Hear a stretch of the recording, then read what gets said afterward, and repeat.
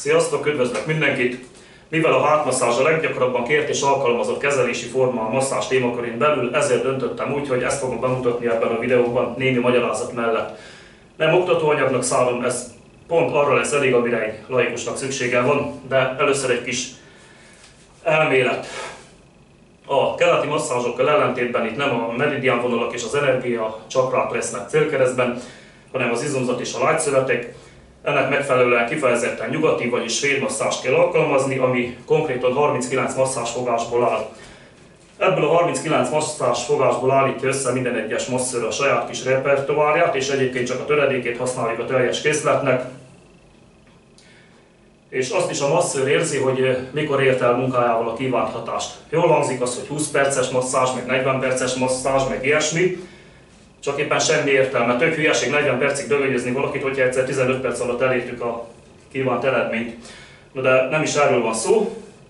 Amit viszont mindenképpen tudni kell, ami a legfontosabb, hogy mikor nem szabad, mikor tilos masszírozni. Legyengült, lázas, menstruáló, akut gyulladásban szenvedő, daganatos megbetegedésben szenvedő, terhes vagy szívbeteg páciens tilos masszírozni, de legfőképp a szívbetegeket, amiatt egyébként már elég sokan haltak meg a képzetlen, improvizáló masszőrkeze alatt. Aztán a páciensnek nem szabad izgulni vagy fázni, mert az feszült izomzatot eredményez, befeszült izomzatot, aminek következtében beszűkülnek a nyirok és vérelek. Egyrészt, másrészt pedig a fogásaink nem fognak elég mélyre hatni. Viszont, hogyha megfelelőek a körülmények is jól dolgozunk, akkor a mechanikai ingerek hatására az irhában és laza kötőszövetben lévő, inaktív állapotban lévő anyagok aktívakká válnak, amelyeknek hatására tágulni kezdenek a kapillárisok, a vérelek, és ezt az értágító anyagot, ennek az értágító anyagnak a nagy része hisztamin, és mivel más hasonló hatású anyagok is ismeretesek, ezért ezeket közös gyűjtő nevükön egyszerűen csak H-anyagoknak nevezzük. Na de ennyi elég is, nem húzom tovább az időt. Kezdjük a masszást. Hát a masszázs akkor teljes egy hátmasszázs, hogyha belevesszük a csípőt, a vállakat és a nyakat is.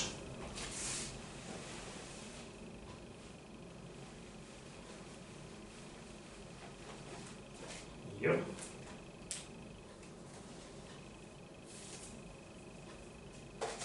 Okay.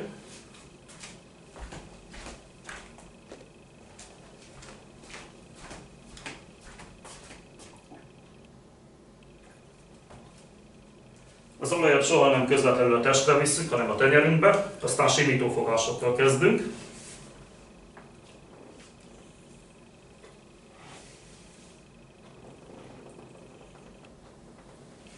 Háromszor kisimítunk hosszanti irányba.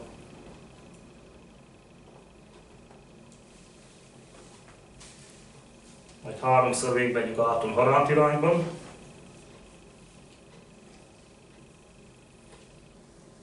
Ezt egyszer azért kell csinálni, hogy ellazuljon a páciens, másodszor pedig, hogy egyenletesen eloszlassuk az olajat a bőrfelületen.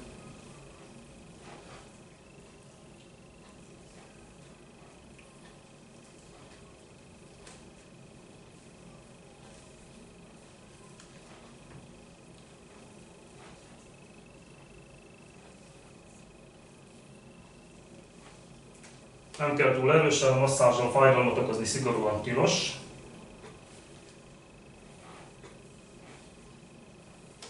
Jó, félköríves simítások következnek.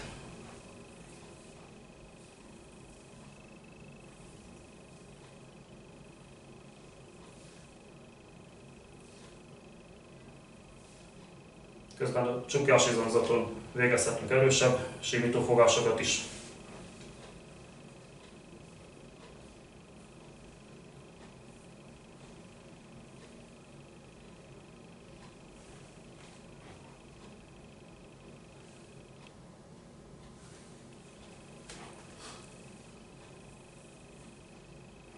Ezzel a fogással is háromszor megyünk végig mindkét oldalon.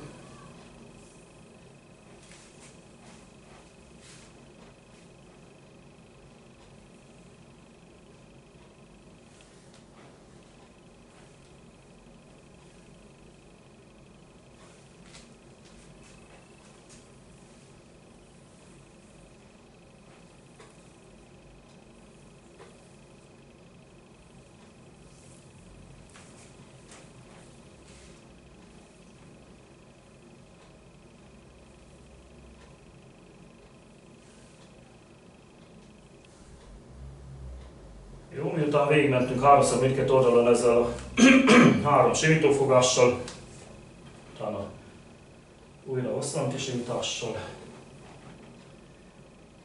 kétszer, nagyon a nehezített kéz.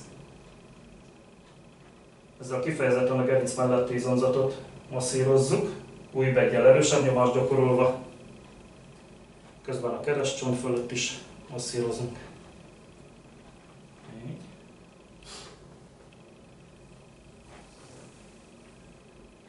Tehát itt csak az egyik tenyerünk érintkezik a páciens testével, a másik tenyerünkkel pedig rásegítünk. Ezzel már elég mélyreható fogásunk van.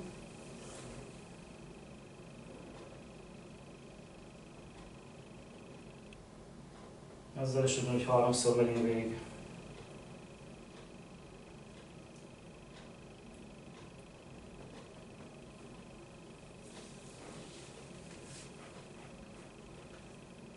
Majd hüvelykujjal félköríves mozdulatokat hajtunk végre a keresztcsont fölött. Aztán a gerinc mentén.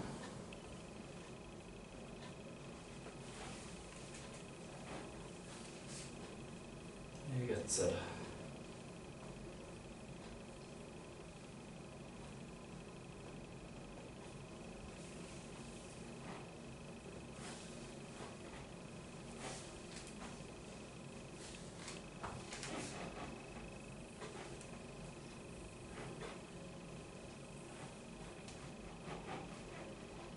Majd újbegyekkel.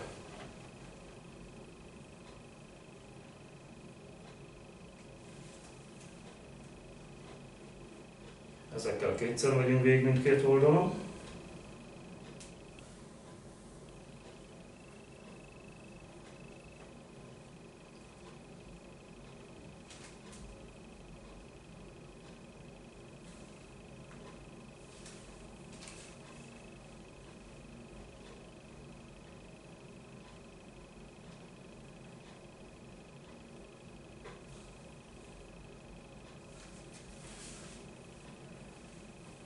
Jó, majd PIP és MCP izületekkel dolgozunk. Ez a PIP a proximális interfalangeális és a metakarpofalangeális izületek, ezeket nevezzük PIP és MCP izületeknek. Csípő fölött néhányszor. Mindkét oldalon.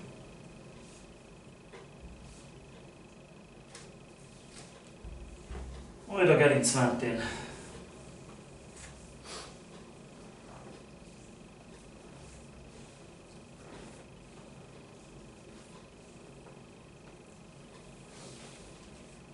Toljuk, majd újbeggyel visszasimítunk.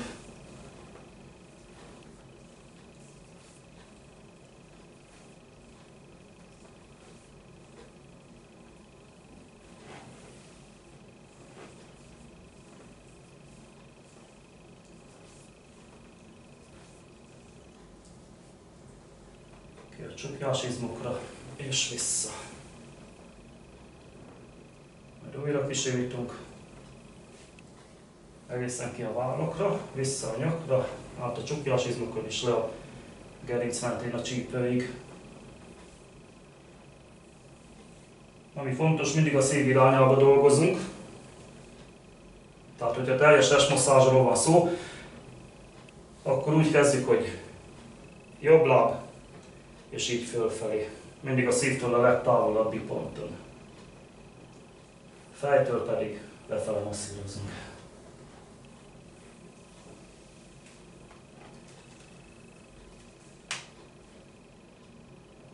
Majd újbeggyel kígyózó mozdulatot végzünk, fel a csukjásizmokig. És kicsit átdolgozzuk már a csukjásizmokat is. Közben kisimítunk a vállakra és vissza.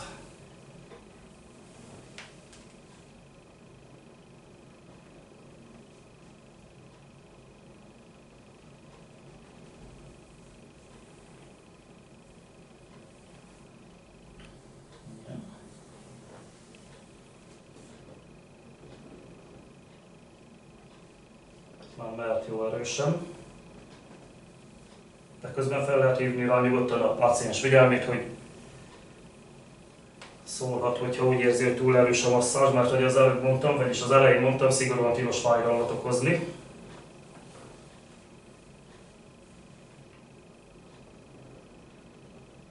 Még akkor is, hogyha esetleg a masszőr úgy érzi, hogy a túlságos a spasztikus izomzat kicsit többet kíván.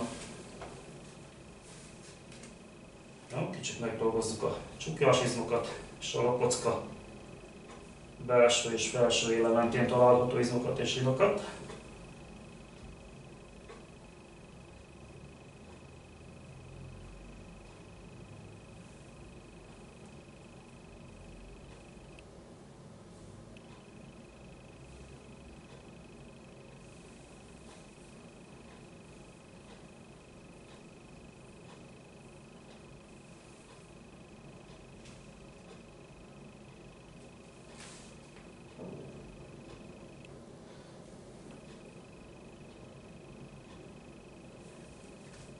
Fejfájás elleni kezelésnek egyébként ez tökéletes, mert a legtöbb esetben az okozza a felfájást, amikor begyulladnak a lopocka emelő izmok tapadásínai, vagy éppen a lopocka közelítő izmok.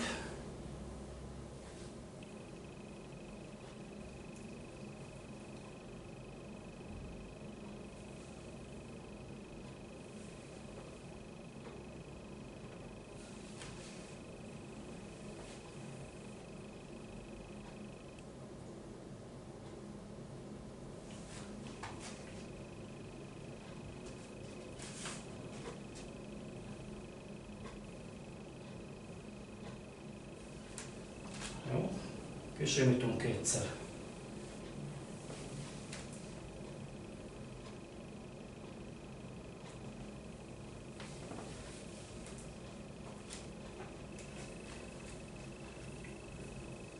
Keresztcsont fölött masszírozunk terjérgyökkel.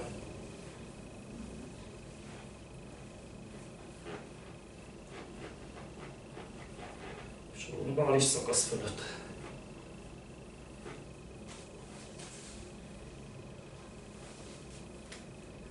Kicsit lazítjuk még a gerinc melletti izomzatot, egészen fel a csukjás izmokig. Aztán gyöki fellazítást végzünk.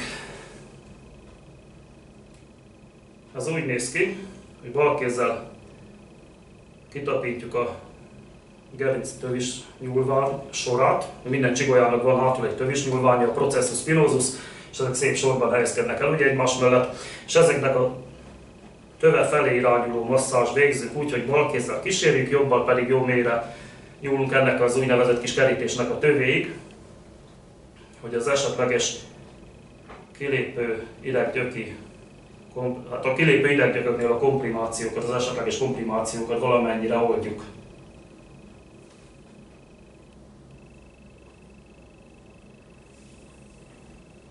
Ezzel elejét vehetjük a szegmentális zavaroknak.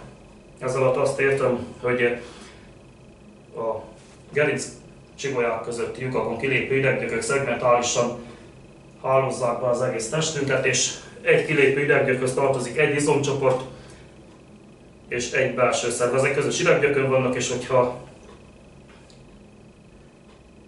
valamilyen funkcionális zavar van egy adott belső szervnél, a hozzá tartozó izomcsoportban vagy izomban feszesség, spazmus észlelhető,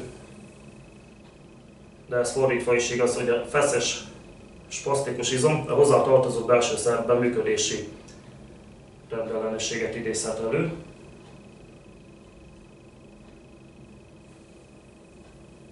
És ennek tudjuk elejét venni a gyöki fellazítással, plusz hogyha feszesebb izmot találunk valahol a háton, akkor azt ellazítjuk. Ez úgynevezett áthangoló masszázs, tehát a spasztikus izmot ellazítjuk, a pegyhűt izmot feszesebbé tesszük. Izületeknél is ennek elég nagy jelentősége van. Ezzel megszüntethetjük a rendellenes izületi mozgást, javíthatjuk az izületi mozgástartományt, és csökkenthetjük az izületi kontraktúrát, illetve kiiktathatjuk, tehát a mozgás beszűkülést. Jó.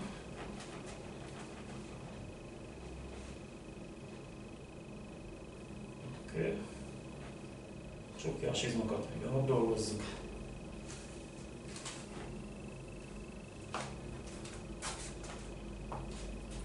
A lapockák közötti részt.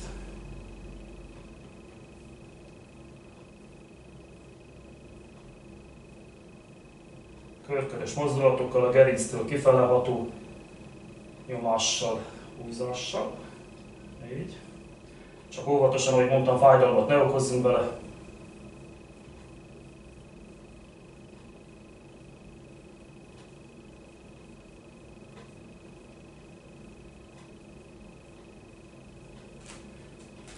Majd újra egy kicsit a lapocka emelőizmokat.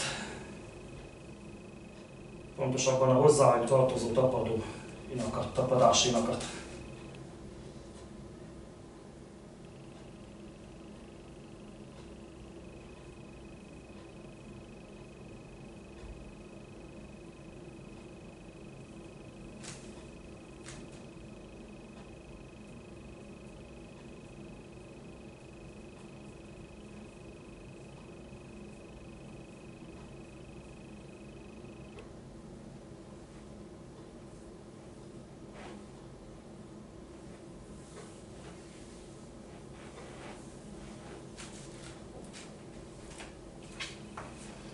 Jó, ismét kisimítunk kétszer.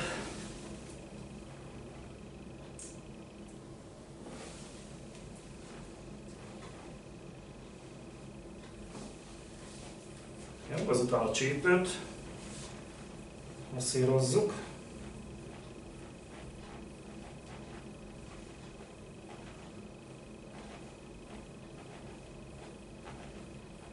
Elvezetjük a kicsi, közepes és nagy farizmokat, a gluteus minimus, medius és maximus.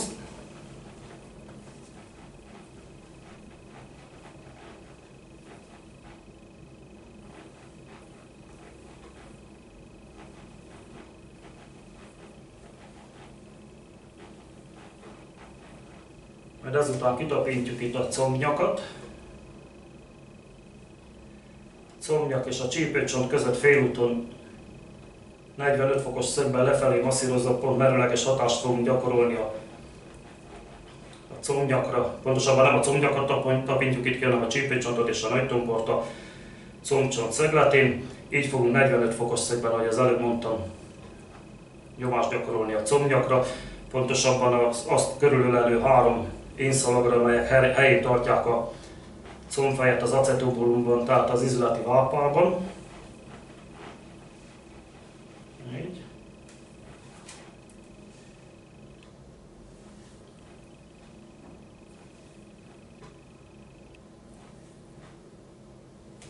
Közben pedig a farizmot masszírozzuk. Ezzel megszüntethetjük az esetleges idegbecsípődést, ami egyébként itt a leggyakoribb ezen a szakaszon. A nervus plexus lumbalis, ami itt szedünk össze a lumbalis szakaszon, itt húzódik le, és itt az izomcsoportok közé könnyen be tud ékelődni, becsípődni, begyullad, és akkor izomlazítót, még gyulladáscsökkentőt, ilyesmiket szoktak rászedni. Pedig egy egyszerű mozdulattal egyébként kiiktatható ez a probléma, és ha már itt tartunk, akkor ez megnézhető egy másik videómban, a 20-as számúban, idegbecsípődés címszó alatt.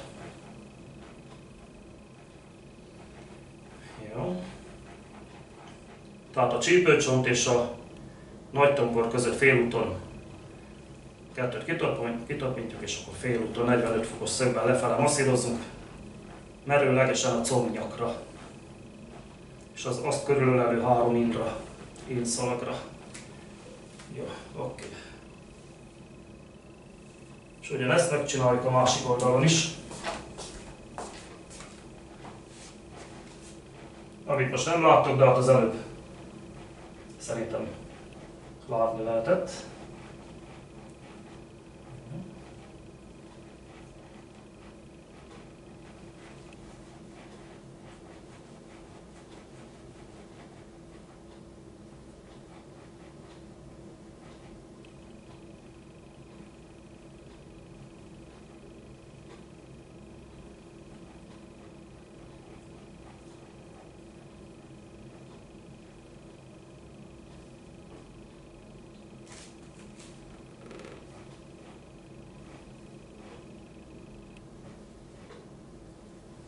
Okay.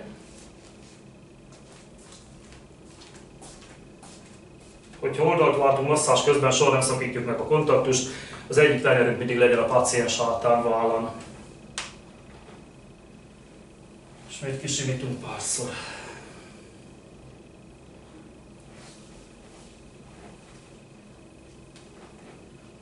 Kicsit átdolgozzuk még a keresztcsont környékét, tenyérgyökkel, valamint a lumbális szakaszt. Egyébként meg a lumbális szakasz karbantartására ez a rövid szakasz, ami 5 csigolyából áll. Arra van egy nagyon jó nagy gyakorlat, az pedig gerinc problémák címszólat a 8-as videómban tudjátok megnézni. Mivel lehet megelőzni, vagy akár gyógyítani is bizonyos gerinc problémákat, amelyek kifejezetten a lumbális szakaszt érintik.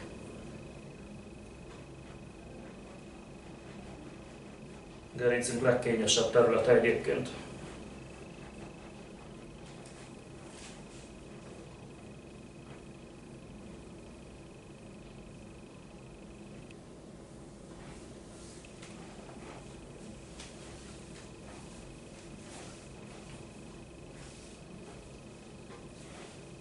Jó, ezzel meg vagyunk, akkor a vállakat és a felkart masszírozzuk át.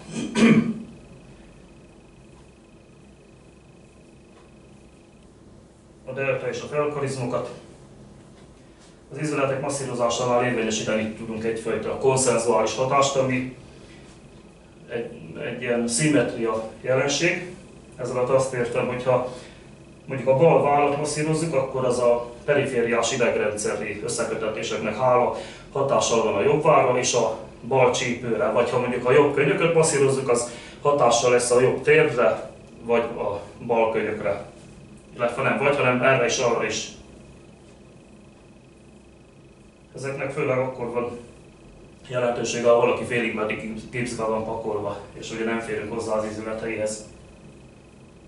Valakinek mondjuk be van gipszelve az egész bal lába, de fájlalja a térdét, akkor a jobb térdének a masszírozásával egy ilyen konszenzuális hatást tudunk kiváltani. Vagyis ezt a szimmetria jelenséget, amiről az előbb beszéltem.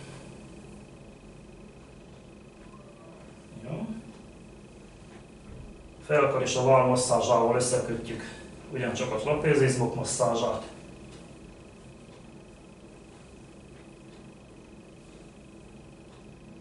Amiből folyamatosan úgy simítgattunk ki, hogy a lakocka alsó és középső élét követve vissza egy ilyen félkörben föl a csukjás izomra.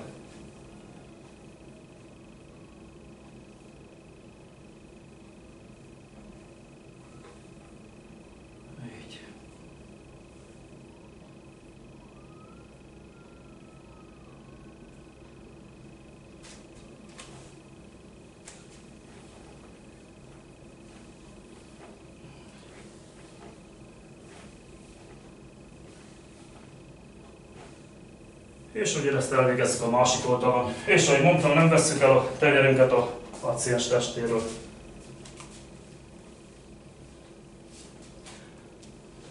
Itt nem látszik semmi, nem gond. A másik oldalról láthattátok.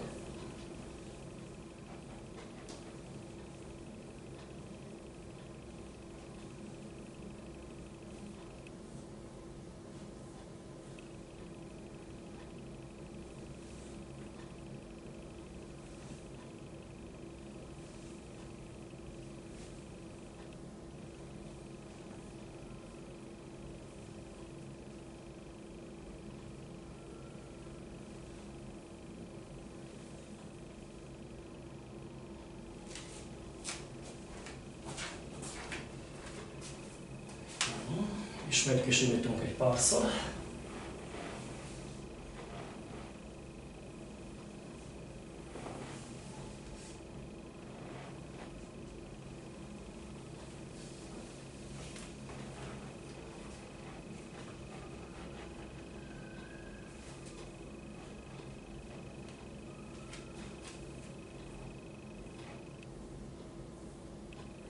Majd átmasszírozzuk a nyakizmokat is.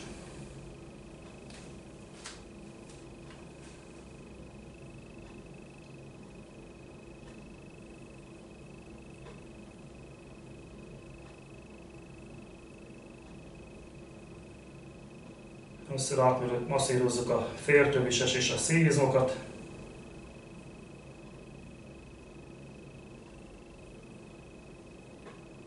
Nem túl erősen.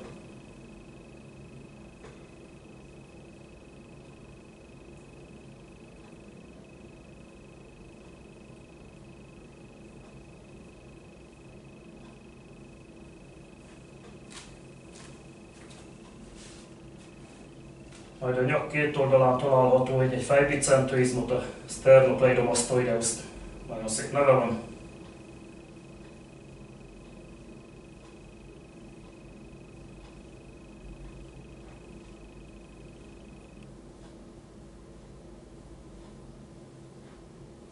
Közben a csukjás izmokat is kicsit.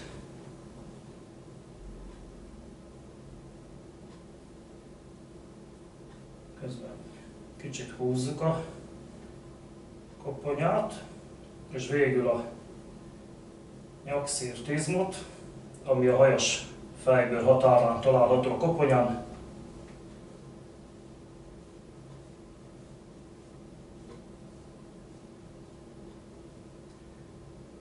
És egy ilyen gyenge 4-5 kilónak megfelelő húzóerővel kicsit nyújtjuk a nyaki gerincet. Pár másodpercig. És jó.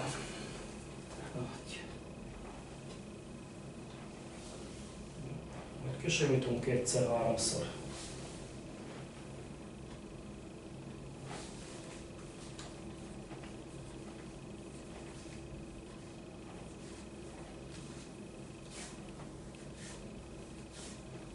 Rázzuk az izmokat.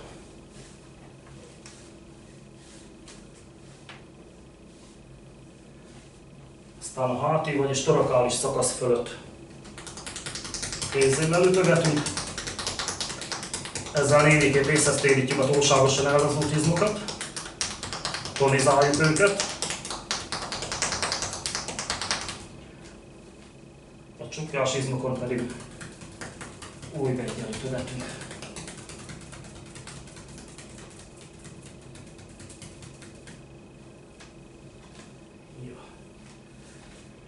Aztán újra kisimítunk.